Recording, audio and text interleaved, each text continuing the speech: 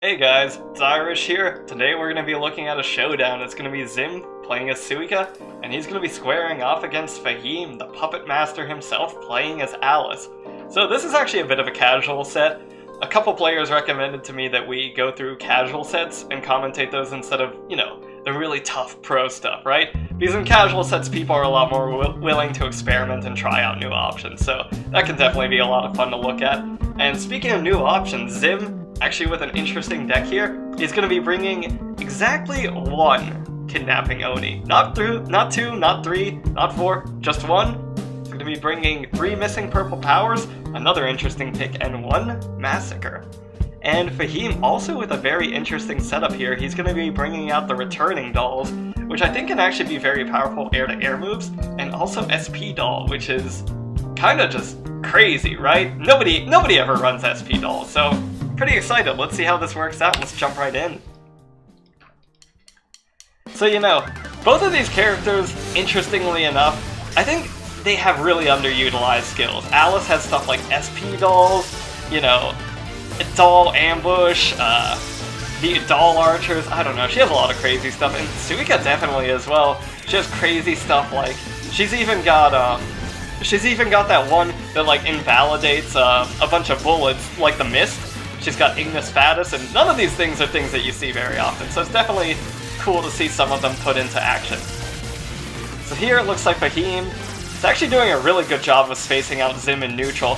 Zim is running into, dolls set up in the middle of the screen, and that's one of the powerful things that Alice has in neutral, right?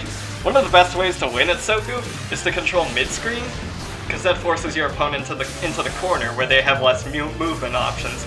And something Alice can do, as you see right here, she actually just puts down dolls to control mid-screen. She doesn't even have to sit there herself. But unfortunately, he actually does get hit there, and Zim does go into missing purple power. He's going to get some big pressure, and ooh, right there, you see that? That's nasty. That is actually unblockable. So if Zim were even slightly closer to Alice there, no blocking would have saved Fahim. He actually would have been forced to be hit by that. But yeah, there he does get actually hit jumping up, and I think Zim did try to go for the unblockable horn again, but he was a little bit too close for that. So yeah, really good use of missing purple power there by Zim. Ooh, okay, and it looks like Zim there, his pressure was a little bit non-committed. It looked like he was trying to actually catch it looks like he was trying to catch an escape attempt there, instead of just going in for a reset. Which, I think if he went in for a reset, he would have had a much better chance. And there, we can see SP Doll is out. So SP Doll is absolutely crazy. It's a bullet, but it actually hits high. So you have to block it high. If you low block it, you take extra damage and orbs. And I think the way it works is, I'm not an Alice main by any stretch of the imagination, so I don't know, any Alice mains can correct me on this. But I think how SP Doll works is you take one out, and then it lets you fire a laser with like the C button or something like that. And you can keep stacking them up until you get the 3, and then on the 3rd one, if you do the laser, it's like this giant laser that does like a ridiculous amount of spirit damage, and it can really be devastating, probably, as a pressure tool, or in neutral. I'm actually not too sure how Alice's use it. Not sure they actually do use it, but Fahim is using it here, so let's see how well it works. Nice F5A to mash out of pressure. Zim was a little bit too minus there to not be blocking. SP Doll, one of the most dangerous parts about it is how long it takes to set up, I think, and the fact that even though it has a lot of active frames, it also has a lot of recovery frames, so you have to be careful about when you put it out, because it can be pretty easily grazed through. Alright, good combo there.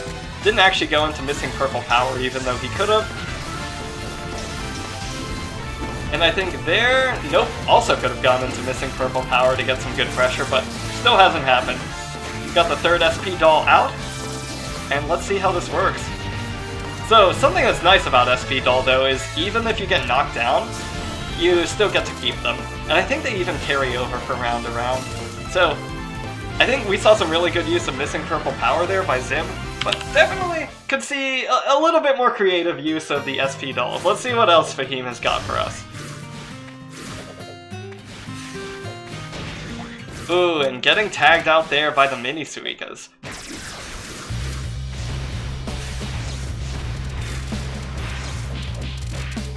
I think there, Zim definitely had trouble in the sense that he did not follow up on Fahim's, on a combo that he knew he couldn't finish, so Fahim was just able to easily do a forward air tech and sort of reestablish neutral and put him into the corner because of that, so you know, definitely got to be careful for catching those air techs. They're very dangerous. And here you can see Fahim controlling mid-screen again just by throwing out dolls. He doesn't even necessarily have to control mid-screen with his own body. It's such a powerful tool. They're interesting pressure tool that Zim actually used. I think he started to notice that Fahim was being a bit more respectful in pressure. So when he jumped in, he actually did a C bullet immediately after the B bullet to try to go for a really greedy pressure, you know, to go for like a crush string or something, but I think that's a little bit too slow as Suika. You can really mash out of that even on reaction. And yeah, again, Zim just having a lot of trouble holding on to neutral whenever Fahim sets up dolls right in the middle there, and the returning doll actually being used to combo off of the forecast. Very good usage there by Fahim. Now Zim actually holding on to two of the Super Armor Punch cards. Haven't seen him use it too much though. So there he's actually going to use it to get a hard knockdown on the combo, because you know, Suika doesn't actually get really a limit off Dial A, but she can do hard knockdowns if she uses that 236, or she can even use Lava Ball actually, I think, to get a full combo, but with her regular kit, she can't really get knockdowns. Or she can get knockdowns, but not limits. Typhoon was on the clock and now it got knocked off, and there's Missing Purple Power. Now Missing Purple Power is really nice because as you can see there, he actually was able to use it not only as a reversal, but even after using it as a reversal, you immediately get to combo into it, and then, you know, it stays around after that, so it's a pressure tool. I think there are definitely a lot of metered options to beat out Missing Purple Power. You know, a lot of characters can just throw out a really big damaging spell card, and Suika can't block during Missing Purple Power, so she's forced to eat all the damage. But if you don't have meter, and you face off against a Suika using Missing Purple Power, you're gonna have a really tough time escaping that. I mean, definitely Suika's always gonna be in the advantage at that situation. Alright, so Fahim setting up two SP dolls there. He's got the third one out. And really, I just haven't seen him get much mileage out of it right now. I think returning doll, as you can see there, very powerful though. He's been able to use it to combo off forecast. He's been able to use it to actually, you know, make stuff safe and neutral, because if he throws those out, he just waits on the boomerang effect to come back to him. Zim's gonna have a much more difficult time actually punishing anything. But yeah, Typhoon, Atlas. Really, if you're on the ground in front of Suika during Typhoon, and she's holding on to Atlas, you need to get off the ground ASAP, because that hitbox is pretty substantial, and it can do a lot of damage to get hit by. So yeah, that was the set, and if we actually take a look at how everything went down, you know, definitely very interesting use of all of the options that they brought out today. It's nice to see them sort of go out of their way to test out new stuff instead of just going through the same old boring meta decks. Zim got a lot of mileage out of Missing Purple Power, and I think part of that was the way that he used it. He didn't get too greedy using it when Fahim had like a lot of meter, or whenever he had too much HP. Instead he waited, he bided his time closer towards the ends of the round to use MPP so he could guarantee that kill, and I think for that purpose it worked out really well. Fahim, on the other hand, I think he got a lot more mileage out of returning doll than he got out of SP doll. You know, really, I don't think SP doll, I didn't see it hit in neutral. I know it does a ton of damage to your orbs whenever you get somebody to block it, but Zim never blocked it. So really it just felt like you really didn't see much usage out of it here. But returning doll, you got so much mileage out of that, right? He was using it to make a lot of his options in neutral safe, which is really powerful as Atlas, because you got things like J5A, 6A, those have a lot of recovery. So you throw out a returning doll, and then you're able to sort of throw out moves like J6A, and be a little bit more able to whiff them, right?